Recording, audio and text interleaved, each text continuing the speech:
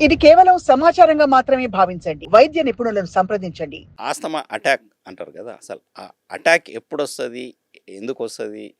Attack వచ్చినప్పుడు మనం ఆ మనిషిని చూస్తే ఇంకా ఇంకొద్ది క్షణాల్లో మన ముందు ఉండడేమో అనే ఒక ఫీలింగ్‌లోకి వెళ్ళిపోతుంటాం సార్. సో, అటాక్ వచ్చినప్పుడు అసలు ఏం జరుగుతది? మనుషులు ఎట్లా అలర్ట్ అవ్వాలా? ఏం చేయాలి? ఈ ఆస్తమా ఉన్న వాళ్ళకు సడన్‌గా ట్రిగ్గర్ ఏదైనా ఎక్స్‌పోజ్ అయినప్పుడు ఆల్మోస్ట్ ఇమ్మీడియేట్‌గా కొంతమందికి సిమ్టమ్స్ వచ్చేస్తాయి. అప్పుడేంటంటే ఛాతీ పట్టేయడము, ఊపిరి పీల్చుకోలేకపోవడము, చేతులు బ్లూ కలర్‌లో మారిపోవడం, అంటే ఆక్సిజన్ తగ్గిపోతుంది సివియర్‌గా ఇది. సో, వీళ్ళకేంటంటే ఇమ్మీడియేట్‌గా వాళ్ళ దగ్గర ఇన్‌హేలర్స్ ఉంటాయి. రిలీవర్ మెడికేషన్ అని చెప్పి. ఇమ్మీడియేట్‌గా ఆ ఇన్‌హేలర్స్ గిట్ట వాడి ఓ 3, 4 టైమ్స్ తగ్గలేదంటే ఇమ్మీడియేట్ దగ్గరున్న హాస్పిటల్‌కెళ్ళిపోవాలి వాళ్ళు. అప్పుడు ఇన్‌హేల్డ్ మెడికేషన్ నెబులైజర్ రూపంలో పెడతారు.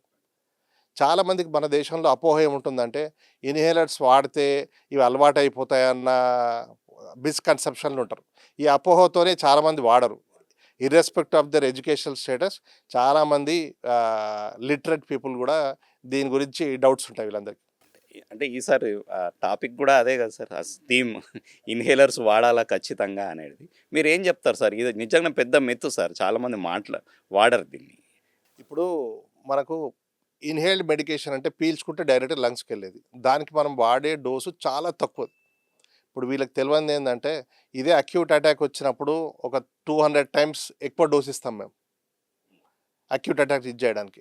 అసలు అక్యూట్ అటాక్ రాకుండా వాడడానికి వాళ్ళ సివియారిటీ బట్టి పీల్చే మందులో 0.2 ఎంజీ 0.1 ఎంజీ అంటే ఆ మందు అసలు negligible amount of medication. Because it directly goes to the airways, శ్వాసనాళాలకు వెళ్తుంది కాబట్టి ఇమీడియట్గా రిలీఫ్ వస్తుంది, కంట్రోల్ అవుతుంది. ఇప్పుడు మనకు ఇన్హేల్డ్ మెడికేషన్లో 2 రకాల మెడికేషన్స్ ఉంటాయి. ఒకటి రిలీవర్స్. రిలీవర్ అంటే మనం తీసుకోగానే ఇమీడియట్గా నెక్స్ట్ 6 to 10 మినిట్స్లో మీకు కంప్లీట్ రిలీఫ్ వచ్చేస్తుంది. కానీ దీని యాక్షన్ మాత్రము మీకు 4 to 6 అవర్స్ మాత్రమే ఉంటుంది. అయితే ఆస్తమా పేషెంట్స్లో ఎయిర్వేస్లో ఇన్ఫ్లమేషన్ ఉంటుంది. ఈ ఇన్ఫ్లమేషన్కి కంట్రోలర్స్ వాడాలి. ఈ కంట్రోలర్ ఏంటి అంటే స్టిరాయిడ్ ఇన్హేల్డ్ స్టిరాయిడ్. ఈ ఇన్హేల్డ్ స్టిరాయిడ్ డోసు మనం కంట్రోల్ చేయడానికి వాడేది చాలా తక్కువ డోసు. దీన్ని రెగ్యులర్గా వాడితే అసలు మీకు ఎక్సర్సర్బేషన్ అంటే అటాక్ రాకుండా కాపాడుతుంది. సరే అంటే ఇంకొక మిత్ అని చెప్పుకోవచ్చు. ఓన్లీ చిన్న పిల్లలనే ఆస్తమా వస్తది. చిన్నప్పుడే వస్తది. అయినాక అది అట్లా అట్లా పెరుగుతది. సడన్‌గా పెద్దగా అయినాక రాదు. ఇట్లాంటి కొన్ని మిత్స్ ఉన్నాయి సార్. దాని గురించి ఏం చెప్తారు సార్? అంటే ట్రెడిషనల్గా 30-40 ఇయర్స్ బ్యాక్ మనం ఆస్తమా గురించి ఇది చేస్తే 40 ఇయర్స్ తర్వాత ఆస్తమా రాదు అని అనేవాళ్ళు టెక్స్ట్ బుక్స్లో ఒకప్పుడు. ఇప్పుడు even at 80 years first time asthma అటాక్తోని we are able to diagnose patients. అయితే చిన్నపిల్లల్లో వచ్చినప్పుడు ఏంటంటే చైల్డ్హుడ్ ఆస్తమా చాలాసార్లు by age of 12 as they keep growing అది చాలా మందిలో తగ్గిపోతుంది. సెల్ఫ్ లిమిటింగ్ లాగా, అంటే depending on their immune status.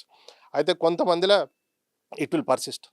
అది కూడా మన పిల్లలలో ఎవరికి ఎంత సివియర్గా ఉంది, దాని సిమ్టమ్స్ బాగా కంట్రోల్ చేస్తే ఫ్యూచర్లో అడల్ట్ ఏజ్లోకి అది వెళ్ళకుండా, ఒకవేళ వెళ్ళినా కానీ కంట్రోల్డ్గా ఎప్పుడో ఒకసారి మందులు వాడుకునేటట్టు అవసరం పడుతుంది. సో, ఎవరికి ఎప్పుడైనా ఆస్తమా ఎఫెక్ట్ అవ్వచ్చు. అవ్వచ్చండి. ఓకే.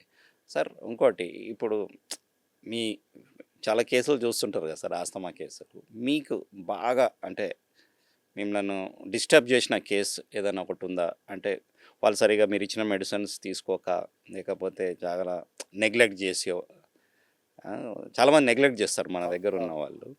సో, మీరు అట్లాంటి కేసులు చూసినప్పుడు మీరు ఎట్లా డీల్ చేస్తారు సార్? అంటే బేసికలీ ఎడ్యుకేషన్ ఇస్ ఇంపార్టెంట్. ఇప్పుడు డాక్టర్ ఒక పేషెంట్ని మీకు ఆస్తమా ఉందని చెప్పినప్పుడు పేషెంట్ ఏంటంటే యాక్సెప్టెన్స్ ఉండదు అంత ఈజీగా. ఎగ్జాక్ట్లీ. అంటే నాకెందుకు ఆస్తమా వస్తుంది. ఇప్పుడు అదే నేను పేషెంట్కి మీకు అలర్జీ ఉంది ఏంటంటే ఈ ఫీల్ హ్యాపీ, అదేదో స్టేటస్ కూడా ఫీల్ అవుతారు. అయితే ఆస్తమా అలర్జీ అంటే ఇవన్నీ ఒక స్పెక్ట్రమ్. అంటే ఒక ఎండ్లో అలర్జీ ఉంటే మైల్డ్గా ఉన్నప్పుడు, అదే రిపీటెడ్ ఎక్స్పోజర్ వచ్చి సివియర్గా వచ్చినప్పుడు దాన్ని ఆస్తమా అంటాం మనం. ఆస్తమా డయాగ్నోజ్ చేయడం చాలా సింపుల్. లంగ్ ఫంక్షన్ టెస్ట్ చేస్తాము, స్పైరోమెట్రీ అన్నది, ఇప్పుడు ఆసిలోమెట్రీ అని ఇంకో కొత్త టెస్ట్ కూడా వచ్చాయి. ఈ సింపుల్ ఉదయ పరీక్షతోని మనము ఒక మనిషికి ఆస్తమా ఉంది లేదన్నది నిర్ధారణ చేయొచ్చు.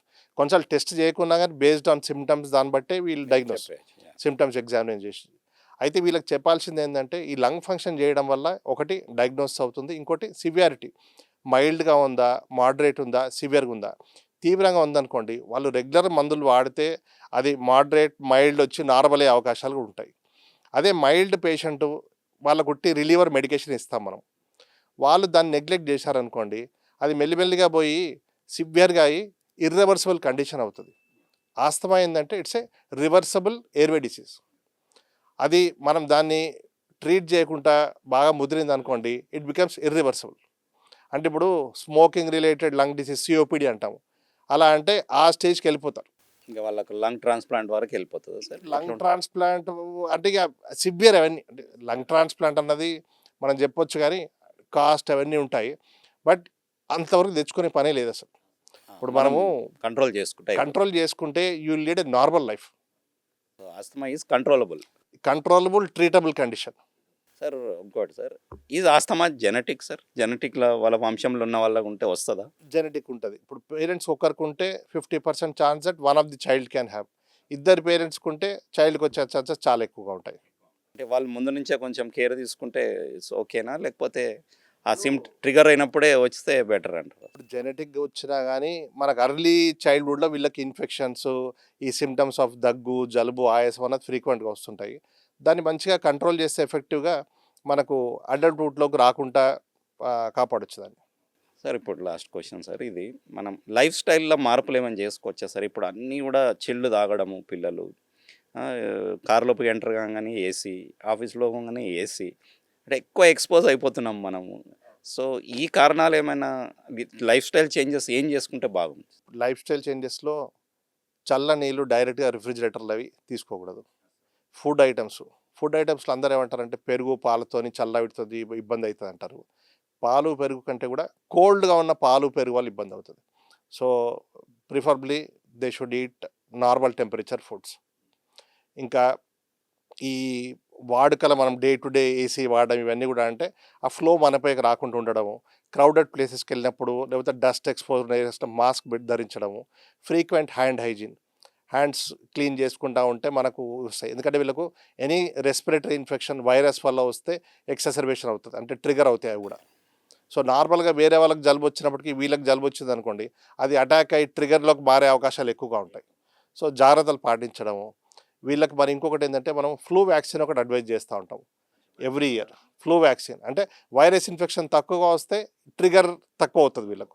So somebody who gets recurrent asthma attacks we advise flu vaccine for them once yearly. అంటే ఎవ్రీ ఇయర్ ఒకసారి తీసుకోవాలి? ఎవ్రీ ఇయర్ తీసుకుంటే ఏంటంటే మనకు ఆ వచ్చే రైనీ సీజన్, వింటర్ సీజన్లో వైరల్ ఇన్ఫెక్షన్స్ ఎక్కువ ఉన్నప్పుడు వీళ్ళకి కొద్దిగా ప్రొటెక్షన్ ఉంటుంది దానివల్ల.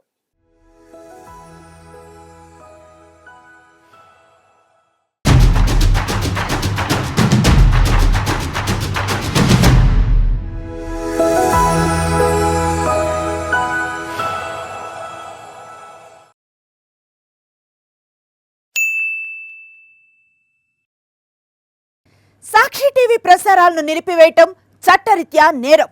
సాక్షి టీవీ ప్రసారాల కోసం మీ స్థానిక కేబుల్ ఆపరేటర్ను వెంటనే సంప్రదించండి. DTHలో ఇంటర్నెట్లో కూడా సాక్షి టీవీ ప్రసారాలను వీక్షించవచ్చు.